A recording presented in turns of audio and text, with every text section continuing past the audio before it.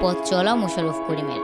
মঞ্চ, television, cinema ও OTT সব মাধ্যমেই নিজের দক্ষতা দেখিয়েছেন, পেয়েছেন দর্শকের ভালোবাসা। তবুও মাঝে মধ্যে মনে হয় অভিনয় ছেড়ে দিবেন। তবে কিছুদিন ক্যামেরার বাইরে থাকলেই মন টিকে না, আবারও ফিরে আসেন। এক সাক্ষাৎকারে মোশাররফ করিম বলেন, মাঝে মাঝে মনে হয় অভিনয় ছেড়ে দিই, কিন্তু 10-12 দিনের বেশি থাকতে পারি না। বুঝি আমি অন্য কিছু পারি না, উপভোগও করি না। তবে অভিনয় না করলে যে পেশায় নিজেকে কল্পনা করেন তা হলো সাংবাদিকতা। তার ভাষায় অনেকদিন ধরেই ইচ্ছা তারিক ভাই বা হায়াত ভাইয়ের দীর্ঘ সাক্ষাৎকার নিয়ে।